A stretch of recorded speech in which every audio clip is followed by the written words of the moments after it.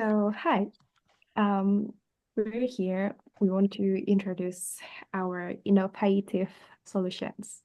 Mental health encompasses how individual process thought, emotion, daily activity, and interactions with others. Challenge like anxiety and stress significantly impact quality of life, requiring structural support from physiologists who offer scientific approach and therapists. In Indonesia, mental health service face barriers such as stigma and limited access, highlighting the need for innovative solutions.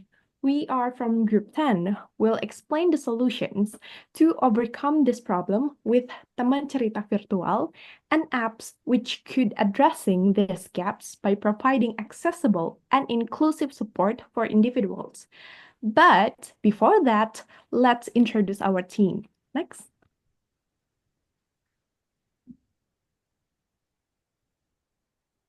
Uh, my name, me first. My name is Azmani Fatul Islam. Next. My name Muhammad Gafin Gafin Nadino Rinaldi. My name is Putra Amelia Juliana Abraham. My name is Aulia Dian Faira Darvayanti. My name is Fer.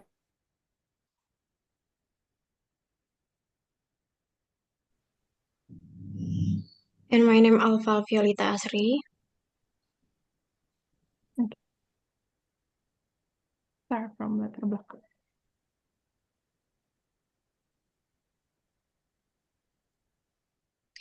Baik, di sini saya akan menjelaskan latar belakang.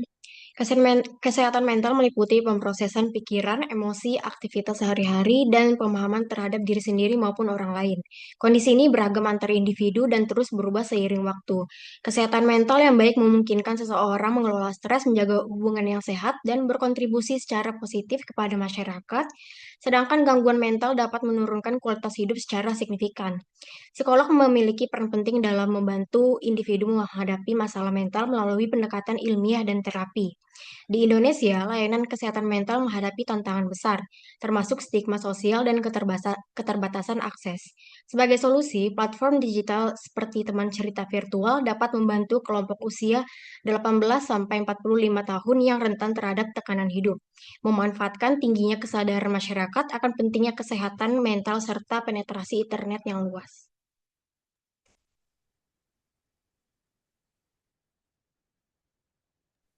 Next.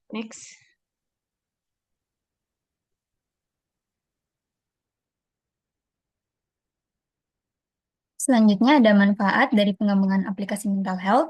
Yang pertama ada aksesibilitas yang mudah, yaitu mempermudah pengguna untuk mengakses layanan kesehatan mental kapan saja dan di mana saja. Yang kedua, biaya yang lebih terjangkau, yaitu mengurangi biaya konsultasi dibandingkan terapi langsung dan memungkinkan pengguna untuk mengakses sumber daya seperti meditasi atau modul terapi berbasis aplikasi secara gratis. Dan yang ketiga, meningkatkan kesadaran dan pendidikan tentang kesehatan mental, seperti memberikan informasi edukatif mengenai pentingnya kesehatan mental, gejala gangguan mental, dan cara penanganannya, serta membantu mengenali tanda-tanda awal stres, kecemasan, atau depresi.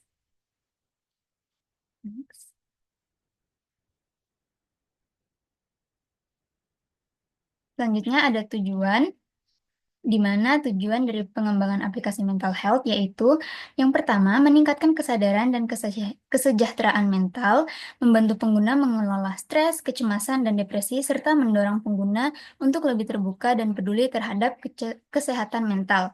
Yang kedua, mempermudah konsultasi dengan profesional, menghubungkan pengguna dengan psikolog atau konselor melalui platform online untuk terapi jarak jauh. Dan yang ketiga, mengurangi beban layanan kesehatan, memberikan alternatif kepada individu dengan masalah kesehatan mental yang ringan maupun berat.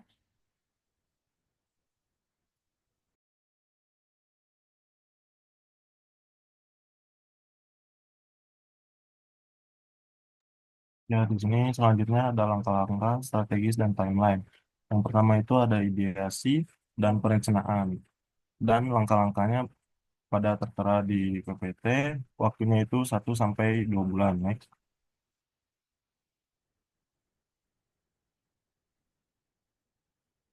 Dan yang kedua ada pengembangan MVP. Dan di sini langkah-langkahnya juga ada di PPT dan waktunya itu sampai 3 sampai 5 bulan.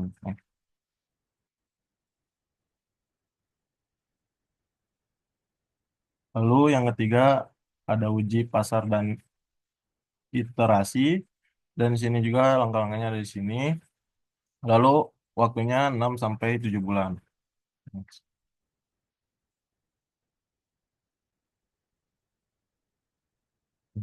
Dan yang terakhir ada peluncuran dan ekspansisi. Langkah-langkahnya ada di sini di PPT, lalu waktunya 8 sampai 10 bulan.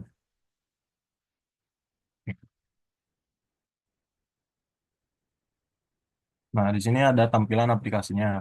Di sini ada welcome screen. Halaman welcome screen adalah layar pertama yang dilihat pengguna ketika mereka membuka aplikasi ini, berfungsi untuk memberi mereka kesan pertama yang baik dan memperkenalkan aplikasi. Halaman ini juga berisi logo aplikasi.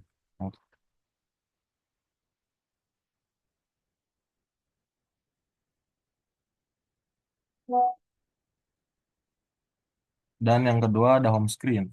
Halaman ini adalah pusat navigasi utama aplikasi. Di halaman ini, pengguna dapat melihat notifikasi, memulai sesi cerita, dan mempelajari komunitas, sehingga pengguna dapat menggunakan aplikasi yang dengan mudah. Desain halaman ini dibuat mudah dipaham. Halaman layar rumah adalah pusat navigasi utama aplikasi. Di halaman ini, pengguna dapat melihat notifikasi, memulai sesi cerita, dan mempelajari komunitas, sehingga pengguna dapat lebih mudah mengaksesnya. Selanjutnya ada session screen. Halaman session screen ini dirancang dengan mempertimbangkan kenyamanan dan privasi pengguna. Halaman session screen memungkinkan pengguna memulai sesi cerita virtual mereka dengan kotak dialog interaktif, daftar topik cerita, dan opsi untuk menulis atau berbicara langsung.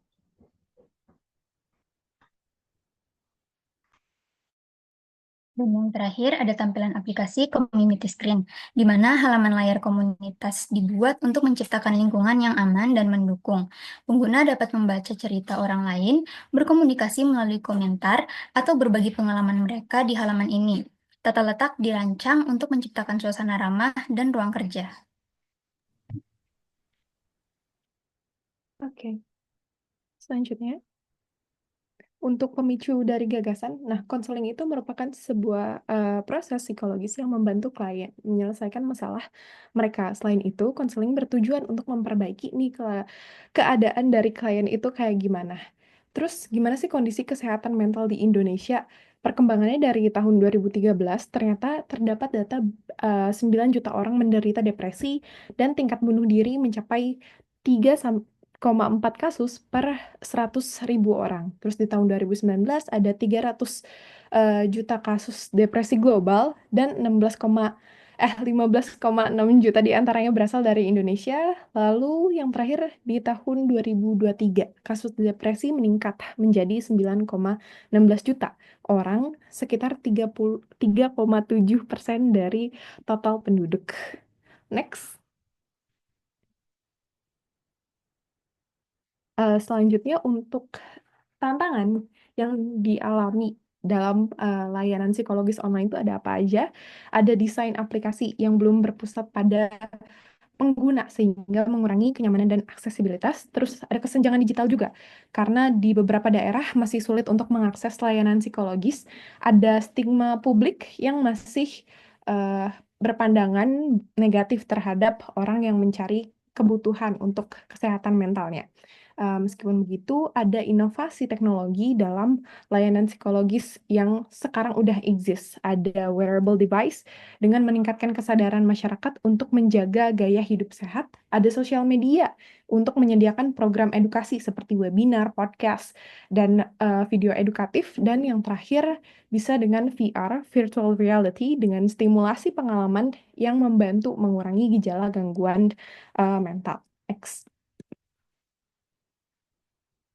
Dan keunggulan dari terapi online yang kami sediakan itu antara lain memberikan akses mudah, terutama bagi orang-orang di daerah terpencil, menawarkan waktu yang fleksibel sesuai dengan jadwal yang ditetapkan oleh klien.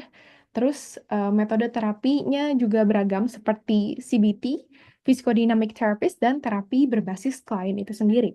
Yang terakhir, potensi dari pertumbuhan pasar terapi online itu mulai dari 2023 ada eh, market share sekitar 9,57 miliar USD. Tahun 2024 diproyeksikan tumbuh menjadi 12,05 miliar dengan tingkat pertumbuhan tahunan sekitar 25,9%, dan di tahun 2032 diperkirakan mencapai 69,7 miliar USD dengan CAGR sebesar 24,5%. Next.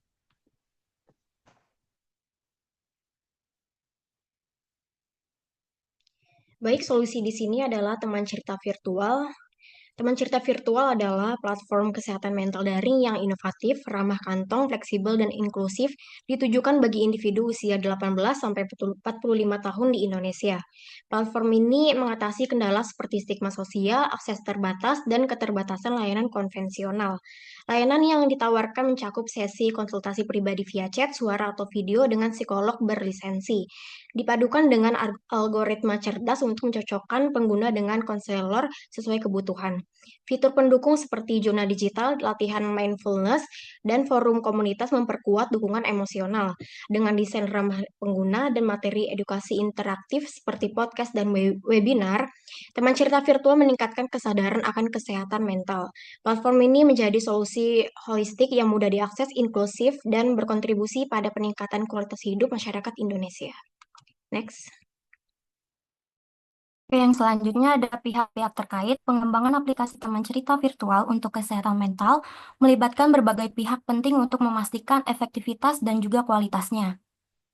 Psikolog dan profesional kesehatan mental menjadi kunci dalam merancang fitur aplikasi yang sesuai dengan kebutuhan penggunanya, memberikan panduan terapeutik, dan juga memastikan konten yang akurat.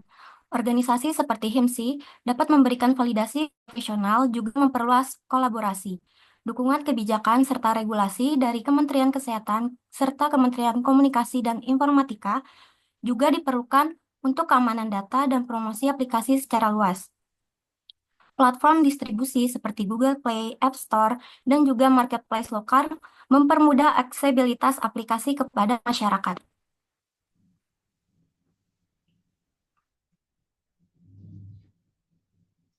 Selanjutnya ada gagasan yang diajukan. Teman cerita virtual adalah aplikasi berbasis AI yang menjadi solusi untuk isu kesehatan mental di era modern. Aplikasi ini menyediakan ruang aman bagi pengguna untuk mencurahkan pikiran dan emosi, serta dilengkapi fitur konseling profesional, panduan meditasi, dan teknik relaksasi. Dengan desain ramah dan simpel, teman cerita virtual membantu mengurangi stigma kesehatan mental dan menjadi pendamping yang selalu ada untuk mendengar dan memahami. Lalu di sini ada cara merealisasikan dan waktu yang diperlukan, yaitu yang pertama, tahap pertama di bulan 1 dan kedua itu identifikasi masalah utama yang dihadapi target pasar yang memerlukan dukungan emosional. Lalu yang target kedua itu dengan waktu bulan 3 sampai 5 itu fokus pengembangan MVP adalah pada fitur utama. Lalu yang ketiga ada tahap ketiga, yaitu untuk waktu bulannya dari 6 sampai 7, aplikasi diluncurkan dalam versi beta kepada target pengguna tertentu seperti komunitas mahasiswa.